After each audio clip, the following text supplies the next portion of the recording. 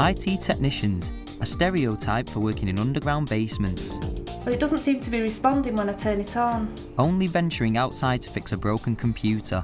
Yes, it's plugged in, and yes, I have tried to turn it off and on. And even then, they can be quite patronising. What, the server? Where would I find that? Losing you in all kinds of IT waffle. I'm really sorry, I don't know what I'm doing. Can you come and show me? On the whole, not very helpful at all. Right, fine. But is this how it really is? Nick Davies is an ICT technician at St Ambrose College in Hale, Cheshire, and is responsible for the running and maintaining of the school's entire ICT network, a role he shares with fellow technician Adam. I became an IT technician because I was into computers from a very early age. I studied at GCSE and A-level and degree as well. So I've always been into computers, and I found out that my old school were kind of looking for a new IT technician. It's not a role that I've done previously, but it's something I felt I could fit into quite easily, and I think I have. The great benefits of the job are the fact that you're always learning stuff every day. It's a new experience, and there's new problems and new ways to fix those problems, so I feel like I'm constantly learning. Because we've got a special maths and computing status here, the college really embraces technology, so there's a lot more variance of technology in the school and in the classroom. In the school here we have two networks that we look after, one on the administration side and one on the curriculum side. We also have 3 IT suites, a graphics suite and a language suite that we're supporting on a day-to-day basis, hardware and software. And we also cover various other technologies around the school, such as the fingerprint machine for sixth form registration. Morning. Morning. How you doing? Yeah, not bad. Yeah, fine. Right, got a few jobs. The first one is assembly. You need to set up assembly for a presentation that Francis House are doing. All the equipment's in Phil's room, so we can get it from there. A few other jobs which need doing today. It's fundamentally very, very important to prioritise. If you don't do that, then jobs which are critical to the school might not get done, and therefore cause greater problems in the future. So the ability to be able to drop that job and return to it later and pick up the more important jobs, prioritising your tasks is vital, absolutely. So, order of things today, we need to do the assembly first, because that has to happen before 9 o'clock. Assembly, then graphics. Okay. Once graphics is done, we'll move on to Bootcamp. the Apple suite. Okay. Myself and Adam cover a huge range of kind of tasks that we do on a day-to-day basis, whether it be software installation, hardware replacement when a hard drive has gone faulty, supporting new software that's gone into the classrooms and the teacher doesn't quite know how to use it yet, setting up projectors for presentations, and just generally being on hand to help with any IT issues. My first top tip is to be accessible, because during the day we might be anywhere on the site of the school, whether in classrooms or other rooms. So we have various ways of getting in touch with us if a problem arises. Hello.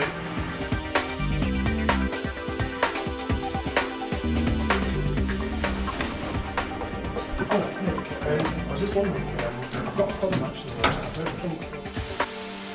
Nick and Adam have been called into a classroom to take a look at a problem, though unfortunately it's proving rather difficult to fix. There's a wireless card in this PC here, and for some reason it's not connecting to the wireless network. Now I did go and check that the wireless router is working and it seems to be okay, so just trying to work out why we're not connecting to the wireless network. I'm just going to check on this laptop to see if we can get a connection so that the fault is actually with the PC rather than with the wireless network itself. Should his firewall have been on now? Should have been switched off. Oh. It can cause connection problems if it's switched on. Yeah, I'm on the wireless fine, so it's a machine thing. So we know it's definitely a problem with the machine rather than the wireless network as a whole, because I'm on the wireless network fine. Nick seems to know what the problem is, but with the next lesson about to start, it looks as though he's going to have to come back later to fix it.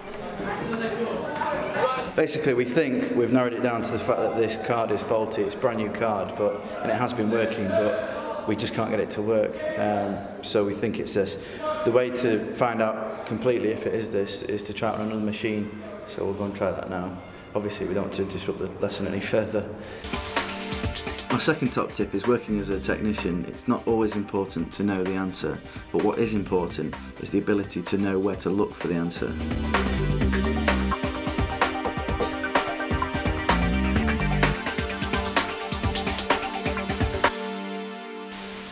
Scroll down to the bottom, boot camp system. Just click OK on that and click continue. The benefits of having two technicians correspond to the old adage that two heads are better than one. Very much so that if one of us has a problem that we can't get our head around, then normally it's the other one that kind of pipes up and suggests other solutions. So we kind of bounce off each other's ideas and solutions to problems that we experience. Hiya, how you doing? Okay. Right, it's not on at the moment. Right, okay. Is everything connected to the wall and to the PC? When the network was installed, Right, not all the cabling was actually patched in, so that while the facility to connect to the network is there, it's not actually connected in. So the job that we're doing at the moment with the classrooms is trying to connect the classrooms to the network. Yep, okay. What we're looking for is that light to flash on the blue cable. So if this starts flashing up, then we're in business. Could you just make sure that it is actually plugged into the point on the wall and try both ports just to make sure it's... Okay. Ah, there we go. We're on. It's on? Right, excellent. Alright, I'll see you in a bit then. Bye-bye. Right, so that's on the network now. Now, because the main stuff is upstairs and this is downstairs, it's a two-man job, and that's what we use the phones for, is because as soon as Adam plugs something in and this lights up, I know that the connection's been made, and that's really the easiest way to do this. Otherwise you'd be running up and down the stairs all day waiting for flashing lights. My third top tip is to have a diagram of the layout of the computers in the classrooms so that we can quickly identify which ones have the problems.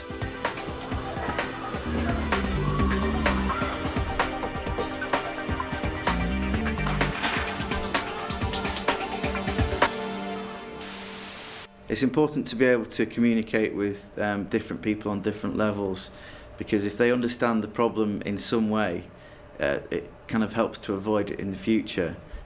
Hi, have you got a minute to talk about your Sims problem? Yeah. Okay, if you just load Sims up, and you wanted to access the staff national insurance number, Yeah. didn't you? So you use this button here, which takes you to the staff records. Okay. And if you type the surname of the staff member you want, and if you click search here, I find Nick is very helpful, and he does do his best to come fairly quickly when there is a problem. So if I need to ask anything of Nick, he'll go through it step by step as to what I need to do and make sure I'm aware of what processes I need to take next time, so I don't have to keep ringing. so that brings his record up. Yeah. Double click that, and there you go, there's his national insurance number. Right, lovely. Okay. Is there anything else? I could do with knowing how to print labels if I do run of things going out to all the boys. Right, So, okay. Dead easy. It's later in the day, and Nick continues to work on the ongoing wireless network problem. This is obviously the same one of the same machines that we've just been working on. So we'll just make sure that, see if the card is faulty or it was actually the computer that seems to be going through, which would suggest that there is a network connection there. I can't tell just yet until I've logged into Windows, but if it's picked up that, then it's picked up an internet connection, or a network connection I should say. It's obviously very important to keep yourself updated with the latest IT developments. I subscribe to a magazine that helps, but also use the internet and other resources to keep yourself up to date. And we also have several courses throughout the year that we try to go on to kind of understand more about new emerging technologies that might be worthwhile using in the college. It looks like this network card is fine in this machine. You can see we've got a connection, and we can see that traffic is going through by these numbers here. Whereas before in the other classroom this was 0, so there was nothing coming through. We were sending stuff out but we're not actually getting anything back. So it's possibly something to do with his motherboard.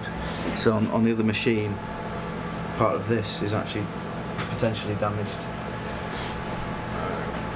Because this looks to be absolutely fine. IT technicians generally seem to be this rare breed of socially inept kind of people who like to sit in dark rooms and listen to heavy metal music a lot. But from my point of view, that's not what I've seen. But I certainly know that stereotype does exist. I have met people that are like that. So they are seen as kind of a mythical creature of monosyllabic conversation, really. A Promethean software on the board for the actual, using of the pen and stuff doesn't seem to be installed, so my pen's a bit useless. Okay. Also, Adobe Reader's not opening file, says it needs to be reconfigured. Okay. So I'll leave you with this. So take as long as you need. Okay, cheers. Definitely, I would like to be viewed as approachable and friendly, and light-hearted and interested in, just developing a working relationship and a rapport, rather than just be someone that they only go to when they have problems. That's how I'd like to be seen. Nick is always a very jolly, nice, friendly guy, always really willing to help. I think he's got a lot more of an active role than some of the technicians I've been working with in the past. He is more out there and he's sort of very approachable and he's always around, and people can ask him for help without him just being busy with something else or hidden up in his room somewhere. It's the end of the day, and Nick has returned to the classroom to see if he can finally fix the wireless network problem. Now the classroom's empty, we can come back and work in here without disturbing any lessons. We work till 4 anyway, so there is an extra half hour after the lessons are finished that we have to do things that would otherwise disrupt lessons. We found out that the card did actually work, but what I've done as a kind of extra measure to ensure that we're not getting it wrong is that we brought a spare card as well, just to see if that'll work. But it looks like the problem actually lies with the motherboard on this computer. So. Right, okay, we've had some success. Replaced the card and changed the position of the card in the computer just to ensure that it might have been the connection on one of the slots inside.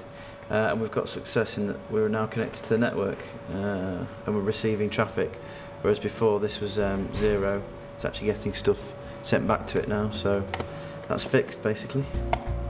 I think there's always going to be a need for IT technicians. It's not like they're going to be replaced by robots or anything, but it's just that the technology that because it's moving so fast, the important thing to do is keep up to date with what's new and what's coming up. But as long as there's computers and kids in schools, there's going to be a need for the support of those.